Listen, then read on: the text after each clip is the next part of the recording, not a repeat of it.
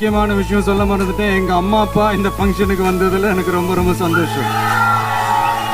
தேங்க்யூப்பா, தேங்க்யூமா. வெற்றின்ற படத்துல ஆரம்பிச்சாரு, வெற்றி கழகம்னு ஆரம்பிச்சிருக்கிறாரு. அடுத்தது அவர் நடிச்ச முதல் படம் டைட்டில் அது கூட நானே வைக்கல, நாளைய தீர்ப்பு.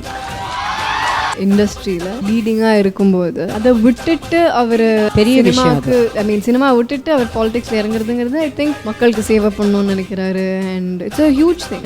It's a big sacrifice for him, but he's taking something even more bigger. He want to do something. Yeah, he wants to do something nice for people. I think இத்தனை வருஷம் மக்கள் அவருக்கு கொடுத்தது அவர் திருப்பி கொடுக்கணும்னு ஆசைப்படுறாருன்னு நினைக்கிறேன். So it's a very nice gesture. ஒரு decision எடுத்துட்டாருன்னா அது சரியோ தப்போ அதுல இருந்து மாறவே மாட்டார். ஐயோ நம்ம தப்பா முடிவு பண்ணிட்டோமோ அப்படின்னு யோசிக்கவே மாட்டார். ஒரு தடவை முடிவு பண்ணிட்டா, ஏன்னா அந்த ஒரு தடவை முடிவு பண்றதுக்கு முன்னாடி அவர் நிறைய யோசிச்சிருவாரு. கண்டிப்பா.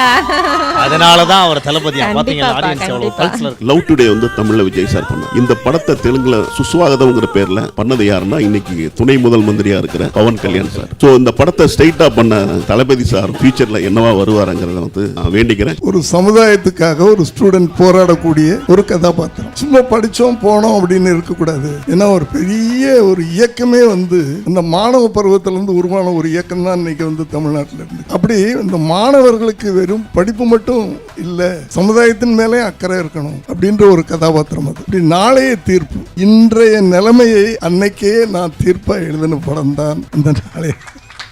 நான் வந்து இதுல பிளான் பண்ணி டைட்டில்லாம் வைக்கல, எல்லாமே இயற்கையாக அமைஞ்சது. வெற்றின்ற படத்தில் நடிச்சாரு, வெற்றி கழகம்னு ஆரம்பிச்சிருக்காரு. நாளைய தீர்ப்பு நடிச்சாரு. நாளைய தீர்ப்பு வரப்போகுது இன்னும் கொஞ்சம் ஒரு 2 வருஷத்துல.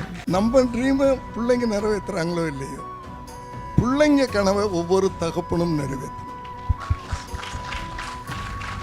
அதுலேயும் நான் ஒரு தடவை முடிவு பண்ணிட்டா முடிவை என்னாலே மாற்றிக்க முடியாது அப்படின்ற ஒரு கேரக்டர் இருக்குல்ல, அந்த கேரக்டர் வந்து அங்கேயே உருவாச்சு. அந்த 91லேயே உருவாச்சு.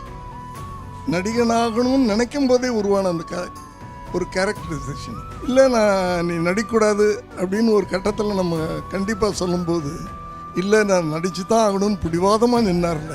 இப்போ எடுத்திருக்கிற முடிவும் நல்ல முடிவாக இருக்கும்.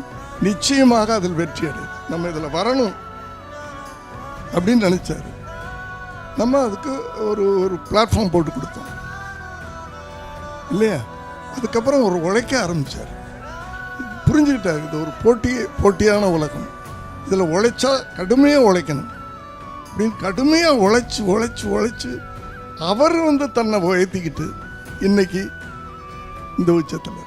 விஜய் எங்களுக்கு பிறந்து எல்லார் வீட்டுக்கும் பிடிச்ச பிள்ளையா, எல்லார் வீட்லேயும் ஒரு பிள்ளையா எப்போவோ மாறிட்டார். நடிப்பு அவருக்கு பேஷனேட்டான விஷயம். அவரோட எல்லா டேலண்ட்ஸையும் சின்ன வயசுலேயே பார்த்தவங்க நாங்கள். அப்பாவோட சப்போர்ட், அப்பாவோட கைடன்ஸ், அப்பாவோட ஃபோர்காஸ்டிங்கில் வளர்ந்த பணிவான பையன். சின்ன விதையாக எங்களுக்கு கண்ணுக்கு தெரிஞ்ச விஜய் இன்றைக்கி விருட்சமாக வளர்ந்து நிற்கிறது அவ்வளோ ஆச்சரியமாக இருக்குது, பெருமையாக இருக்குது. அந்த சின்ன பிள்ளைக்கு 50 வயசான இன்ப அதிர்ச்சியாக இருக்குது. பிள்ளைக்கு ஒரு 100 வயசானாலும் பேரண்ட்ஸுக்கு குழந்தை தானே. எத்தனையோ படம் 100 நாள் 200 நாள் ஓடி இருக்கு. இண்டஸ்ட்ரியில் படங்களில் பெரிய பெரிய கலெக்ஷன் எல்லாம் பண்ணியிருக்காரு. ஆனால் நண்பா நண்பின்னு யங் ஜெனரேஷனையும் தாய்மார்களையும் இத்தனை லட்சம் பேரையும் அவர் கவர்ந்திருக்காரு. அதுதான் அவரோட பெரிய கலெக்ஷன் நான் சொல்லுவேன்.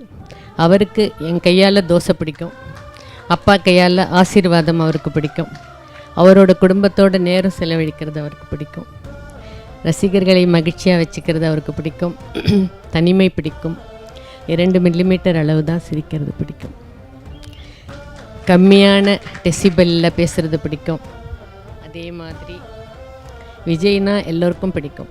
எல்லோரும் விஜய் விஜய் விஜய்ன்னு சொல்லும்போது பெற்றவங்களா பெற்ற நேரத்தை விட அதிகமாக சந்தோஷப்படுறோம்.